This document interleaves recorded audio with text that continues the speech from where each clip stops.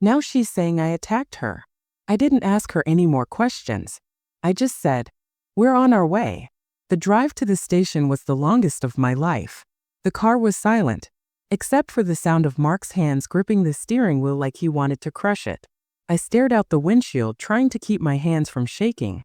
I didn't even know Megan was coming to the party. Hannah had set everything up herself. The music, the snacks, the lights. Mark and I gave her space because we trusted her. She was supposed to have a normal good night. Not perfect, just good. Not a night that ended in a police station because her aunt had called the cops on her. When we stepped inside the station, it felt like I had walked into the wrong version of my own life. The fluorescent lights were too harsh, the plastic chairs too stiff, the silence too heavy. A young officer walked out with a clipboard in hand. His voice was flat, like even he didn't want to be here.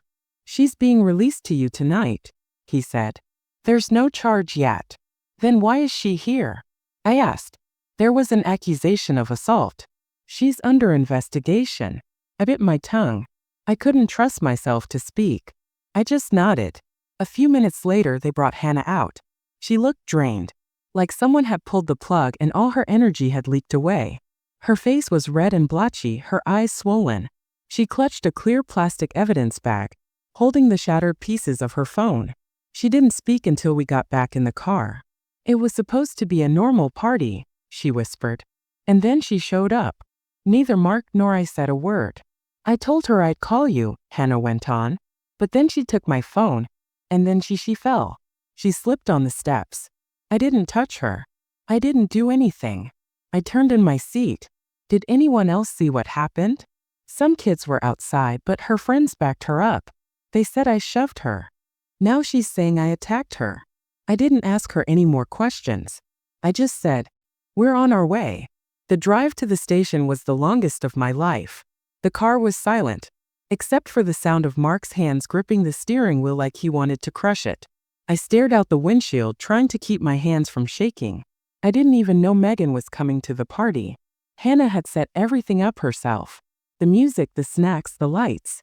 Mark and I gave her space because we trusted her. She was supposed to have a normal good night. Not perfect, just good. Not a night that ended in a police station because her aunt had called the cops on her. When we stepped inside the station, it felt like I had walked into the wrong version of my own life. The fluorescent lights were too harsh, the plastic chairs too stiff, the silence too heavy. A young officer walked out with a clipboard in hand. His voice was flat, like even he didn't want to be here. "She's being released to you tonight," he said. "There's no charge yet." "Then why is she here?" I asked. "There was an accusation of assault." "She's under investigation." I bit my tongue. I couldn't trust myself to speak. I just nodded.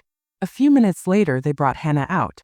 She looked drained, like someone had pulled the plug and all her energy had leaked away. Her face was red and blotchy, her eyes swollen.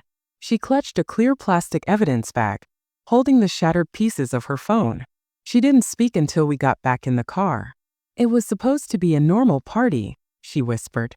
"And then she showed up." Neither Mark nor I said a word. "I told her I'd call you," Hannah went on. "But then she took my phone, and then she fell. She slipped on the steps. I didn't touch her. I didn't do anything." I turned in my seat. Did anyone else see what happened? Some kids were outside, but her friends backed her up. They said I shoved her. I took a deep breath. "You're not going to jail," I told her. "But what if?" "You're not going to jail," I repeated. She didn't believe me yet. And that was okay. She didn't need to. She just needed me to believe her. When we pulled into the driveway, I didn't yell. I didn't text Megan. I didn't scream into a pillow.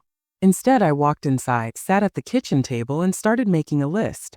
Because Megan had made her move. Now it was time for mine. But to understand how we got here, why my sister would smash my daughter's phone and then lie to the police, we need to rewind. Because this didn't start with Megan. Not really. It started years before she was even born. My parents, Deborah and Alan, had me when they were just 17. Not young and in love 17. Just careless and stuck. They didn't want a baby. They didn't want each other. And while they never said it out loud, I knew I ruined their lives.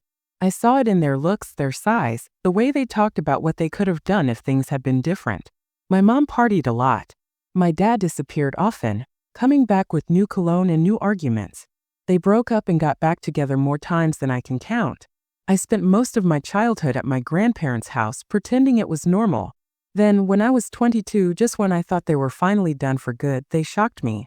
Not only did they get back together, they acted in love. Holding hands in the grocery store, whispering, planning little trips. I thought maybe they joined some kind of cult. But no, it was real. They got married when Mom was 38. Her first marriage. I sat at the front table, wondering if I should feel happy or just confused. Then came the baby plans. Apparently, their fresh start wasn't complete without a second chance at parenting. One where they actually wanted the child this time. It took years of treatments, doctors, yoga, and herbal nonsense. But eventually, Mom got pregnant at 39. She posted the ultrasound photo online with the caption, "Miracle loading," and started saying things like, "It feels like I'm going to be a mom for the first time." Right. The first time. Got it. That miracle baby was Megan. From the moment she was born, it was clear she would want for nothing. Monogrammed blankets, organic baby food, milestone photos every month. My mom became the perfect parent she never was for me. I tried not to take it personally. They had more money now, more stability, Pinterest boards, baby classes. Maybe they were just ready this time. That is so Megan grew up with everything while I grew up with nothing. And the difference between us wasn't just money. It was love, attention, and support. The very things I begged for as a kid, she had on a silver platter. And that difference, that favoritism, would come back years later to almost destroy my daughter's life. When Megan turned 1, I found out I was pregnant. I was 23 in a stable relationship with Mark. We had a plan, a home, and real love. I told my mom over dinner, nervous but excited. Her reaction? She looked at me, blinked, and said, "You're going to make me a grandmother before I'm 40? No congratulations. No hug. Just that." Later, she backtracked, said she was happy, but her actions told the truth. She didn't help with anything. She didn't ask about names, didn't come to my baby shower, didn't even visit me in the hospital when Hannah was born. She just sent a text. A thumbs up emoji followed by, "Call me when things settle." That was 17 years ago. And Megan? She grew up spoiled, enabled, and arrogant. I'm trying to be generous here. But the truth is, she turned into a brat. She threw tantrums when things didn't go her way. She made cruel little comments, the kind that cut deep but were always disguised as jokes. Once she told Hannah, "It's fine that you're basic. Not everyone has to be interesting." At school, she was the girl known for gossip, disrespect, and drama. The kind of kid who thinks being rude is the same as being honest. And my parents, they excused all of it. Megan wanted something? She got it. Megan insulted someone? She's just sensitive. Megan hurt people online? You're taking it too seriously. Meanwhile, Hannah, my daughter, was the opposite. She was thoughtful, kind, the type of girl who planned her own birthday party down to labeling allergens on the snack table. Mature beyond her years. And before her 17th birthday, she made one request. "Please don't invite Aunt Megan." I promised her I wouldn't. And I meant it. But somehow Megan showed up anyway. On the drive home from the police station that night, Hannah sat curled in the passenger seat. Her arms were crossed, her eyes fixed on the window, like the whole world outside had betrayed her. I kept one hand on the wheel, the other clenched in my lap. I wanted to cry. I wanted to punch the dashboard. But neither would help. I've never picked my daughter up from a police station before. And the first time, it wasn't for a mistake she made. It was because her aunt had smashed her phone, faked an accident, and called the cops. When we got home, I made her tea she didn't want and told her to breathe. Then I said, "Start from the beginning. Slowly this time." Her face was pale, mascara smudged under her eyes. She looked like a kid who had been mugged and then blamed for the crime. "She came with 2 friends, Hannah said. I told them they weren't invited. I asked them to leave, but they wouldn't. They acted like I was rude." My stomach tightened. Megan brought back up? Yeah, 2 girls from her class. Maya and Brianna. Everyone at school knows they're not nice. That was Hannah's polite version. "They brought alcohol," she went on, her voice flat. "And a speaker. They kept saying the party was lame, and they were going to fix it." Megan was handing out drinks like she owned the place. I could feel my blood pressure rise, but I forced myself to stay calm. "And you told them to stop?" "Yes. I told them they needed to leave. Then I said I was going to call Dad. That's when she grabbed my phone and smashed it on the patio. My jaw clenched. And then she turned around, walked toward the steps, slipped completely on her own. But then she started screaming that I pushed her. Maya and Brianna backed her up, like they had rehearsed it. Hannah's voice broke. I took a deep breath. Wait, the security camera. The one facing the back garden. Do you think it caught it? Her eyes widened. You think it's on there? I hope so. Mark and I rushed to his office where the monitor was. We pulled up the security footage. The software was old, clunky, but I fast-forwarded until I found the right clip. And there it was. The evening light, the back garden, and Megan strutting in with her two friends. They looked like they were walking onto a stage, not into a birthday party. Hannah stepped out the back door, calm but firm. She spoke. They shrugged. Megan rolled her eyes. Then came the speaker, the drinks, the chaos, and then the phone. Clear as day, Megan snatched Hannah's phone and slammed it onto the bricks with both hands. It shattered. Seconds later, she turned toward the steps, tripped over nothing, and went flying like a bad stunt double in a teen drama. She landed, grabbed her elbow, and started screaming. Maya and Brianna rushed to her dramatically. Hannah just stood there, frozen, hands raised like someone caught in the middle of a crime scene. That was it. Proof. I turned to Hannah. This is everything. Tears welled in her eyes. But will it matter? It will, I told her. We're not done. I grabbed my phone out of instinct, and that's when I saw it. A new Facebook post. From my mother. No photos, just text. Please pray for my sweet Megan. She was assaulted tonight by someone we trusted, and is now in the hospital being monitored for a possible fracture. We're heartbroken. Our family needs time to heal. My blood ran cold. The comments were rolling in. Oh my God, poor Megan. Sending love. Megan is such a sweet light. I read a few out loud until Hannah whispered, "Stop." So I did. And then for the first time in months I called my mother. She picked up on the first ring. Well, I assume you saw the post. I did, I said flatly. And I also saw the video. Megan wasn't pushed. She slipped. And she smashed Hannah's phone before that. There was a long pause. Then my mother hissed, "You're really going to take her side after what your sister's been through?" I blinked. My sister who crashed my daughter's birthday? Who brought alcohol to a party full of minors? Who lied to the police? She's in the hospital, my mother snapped. She's traumatized. And now you're adding insult to injury. I held the phone away, took a breath, then said, "I'm sending you the video." "No, don't." "Too late.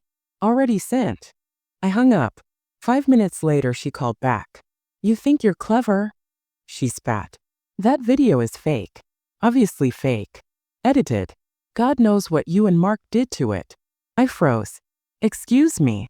Everyone knows he's a video editor. You probably used some AI crap to make Megan look bad.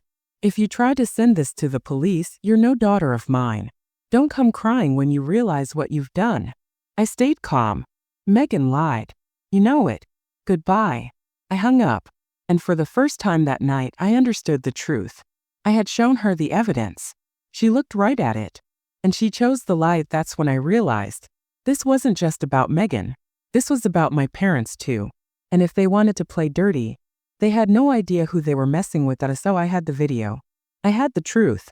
But my parents didn't care. They looked at proof and still called it a lie. That's when I understood. This wasn't just about my sister. This was about the whole family. And if they wanted to drag my daughter through the mud, I wasn't going to sit back. The next morning, Mark woke me up early.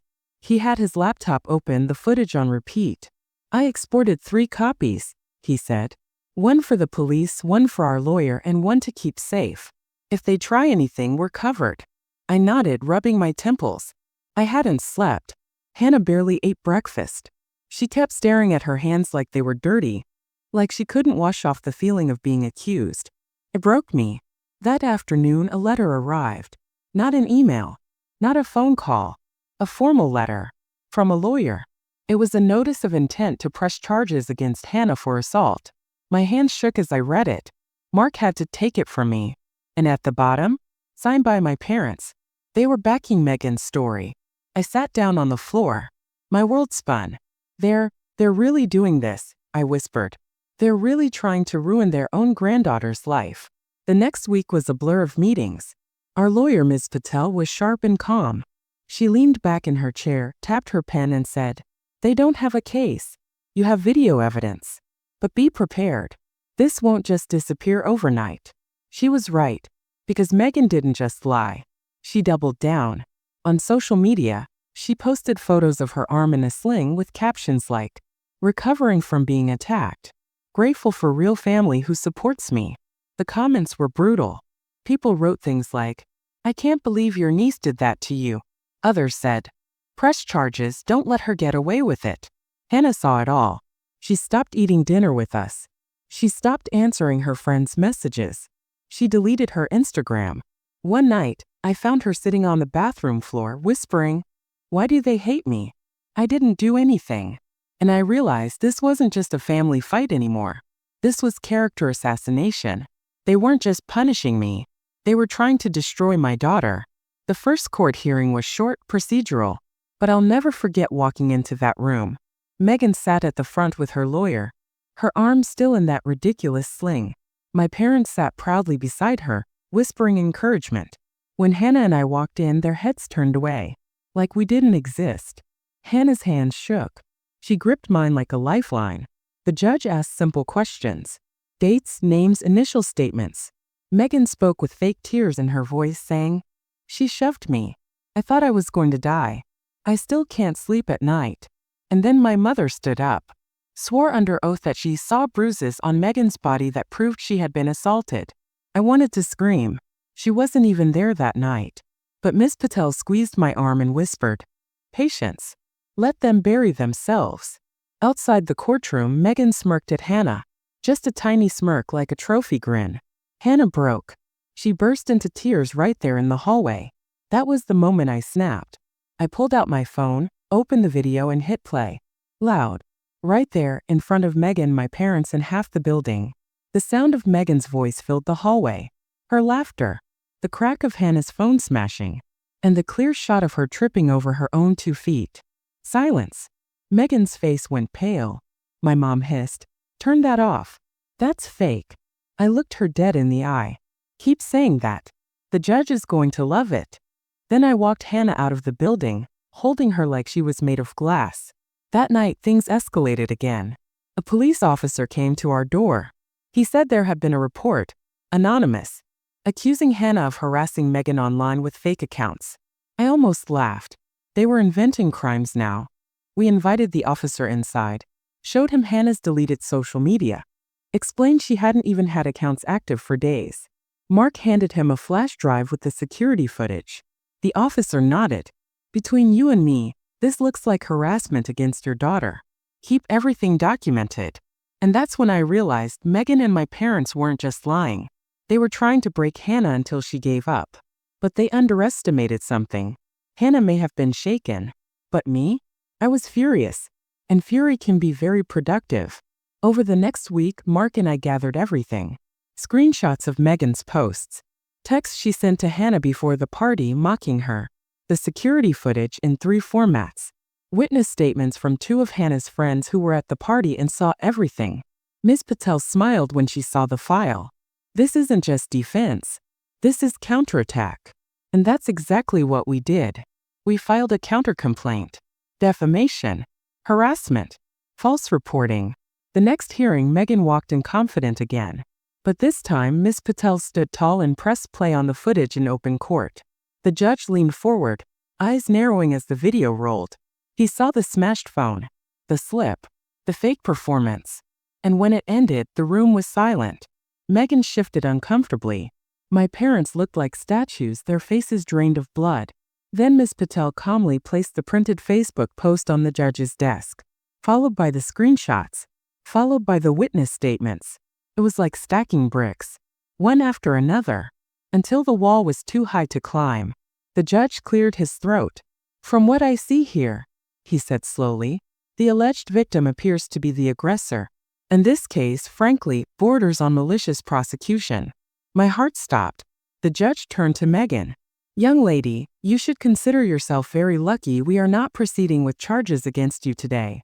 But this matter is not over. And then he turned to my parents. And you too.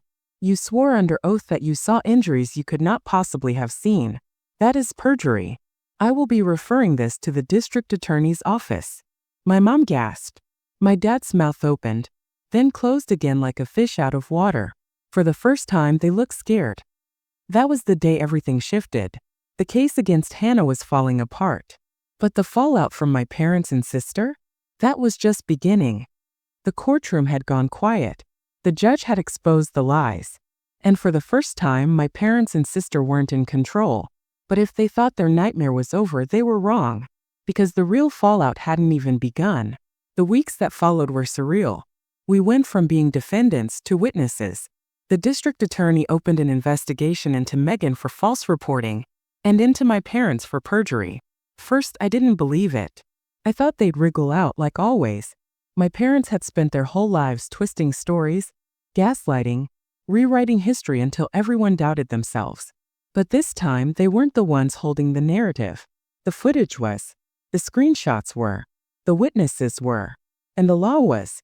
One evening, just as Hannah and I were finishing dinner, there was a knock at the door. Through the window, I saw flashing lights. Police. Hannah froze. Mom, is it about me again? I shook my head. No, baby. This time, it's not about you. The officers weren't there for us. They were serving subpoenas. On my parents. On my sister. By the end of the week, Megan's smug little posts vanished from the internet. My parents stopped calling. For the first time in months, the phone was quiet. Too quiet. Then the panic started. It began with my father showing up at my door. His voice was shaky, his eyes hollow. Lucy, we need to talk.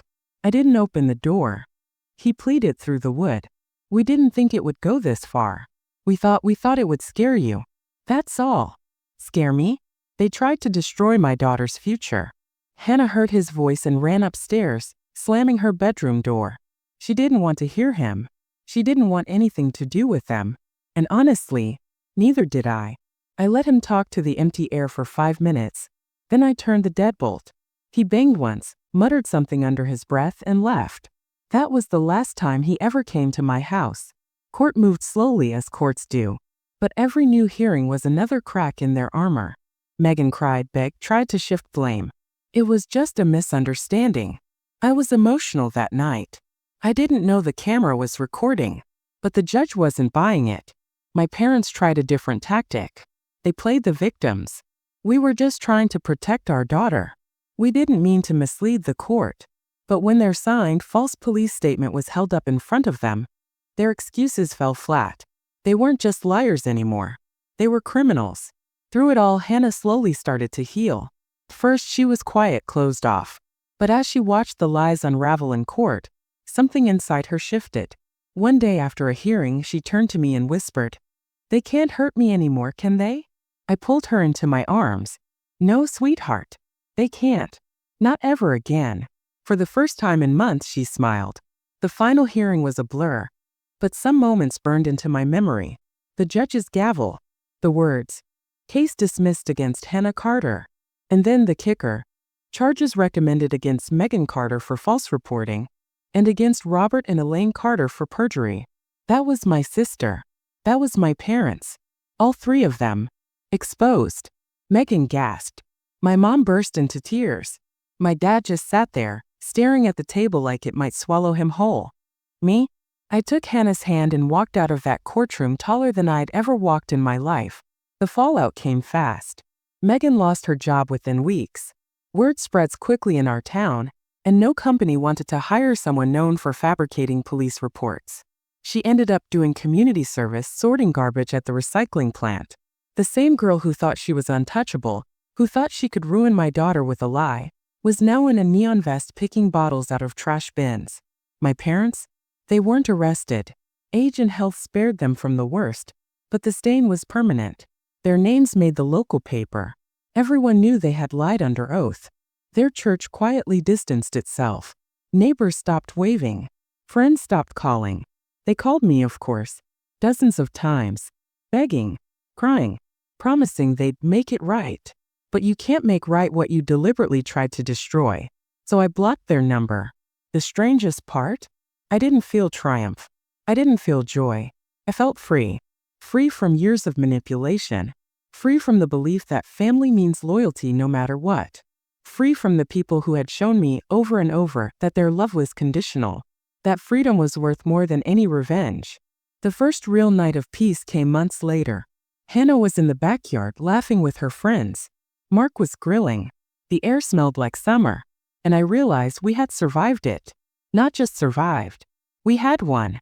Not because Megan was punished. Not because my parents were exposed.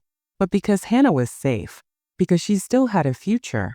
And because, for the first time, I wasn't afraid of my family anymore. So, to anyone out there who's been betrayed by the people who should have been your biggest supporters, I get it. I lived it. But listen, betrayal doesn't define you. Their lies don't define you. What defines you is how you fight back. And how you protect the people who matter most. For me, that was my daughter. And in the end, that was enough.